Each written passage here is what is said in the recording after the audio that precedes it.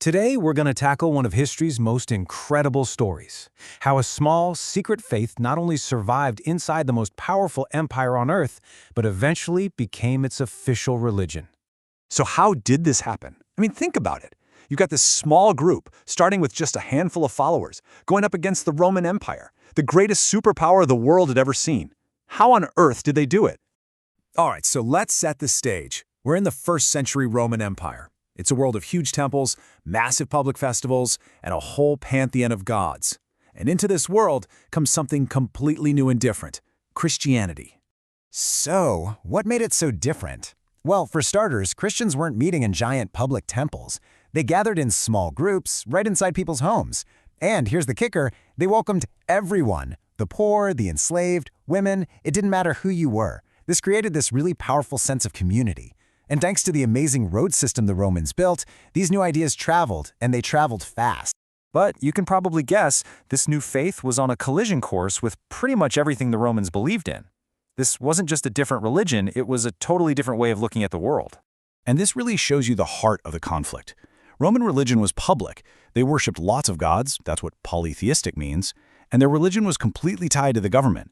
They even saw the emperor as a divine figure. But Christians believed in only one God. They met in private, and, this is the big one, they insisted there was a power higher than the emperor. Yeah, you can see how that might cause a few problems. And that right there is the key.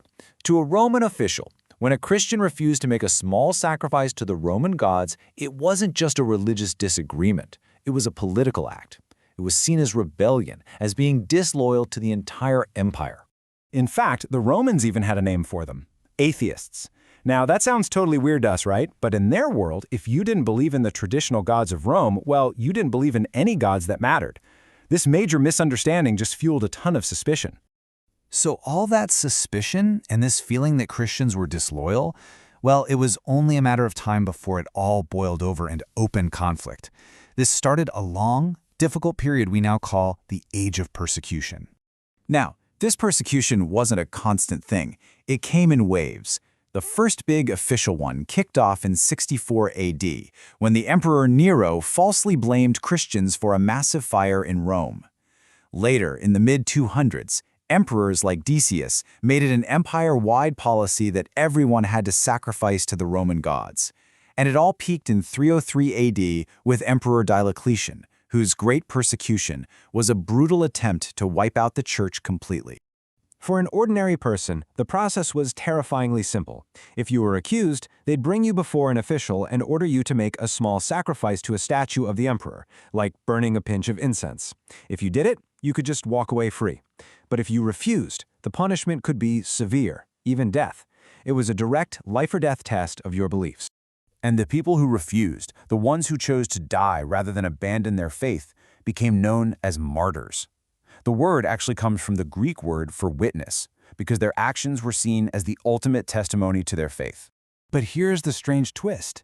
The Roman plan totally backfired. Instead of terrifying people and crushing the movement, the stories of the martyrs' courage actually inspired more people to join.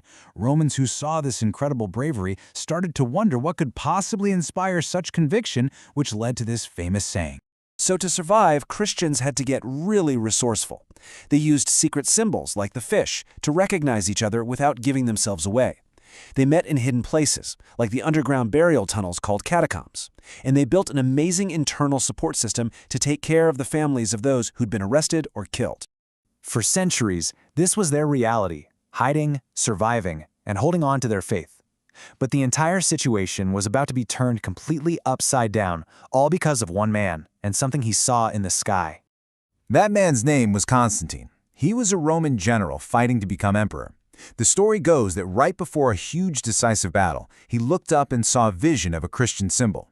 He had his soldiers paint the symbol on their shields, they went into battle, and they won a stunning victory.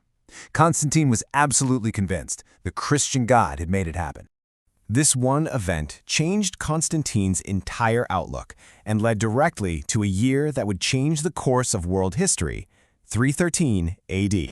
So now in power, Constantine issued something called the Edict of Milan. This was a total game changer.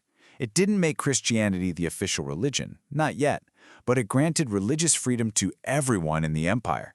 For the first time, being a Christian was legal. The persecutions were officially over. The Edict of Milan was the turning point. Once the door was opened, there was no closing it. In less than a century, Christianity went from a legal religion to the most powerful institution in the empire. But just being free to worship wasn't the end of this story, not even close. There's one more key date you need to know, 380 AD. And this marks the final, unbelievable step in this whole transformation. Just a couple of generations after Constantine, another emperor, Theodosius, made it official. Christianity was now the state religion of the Roman Empire.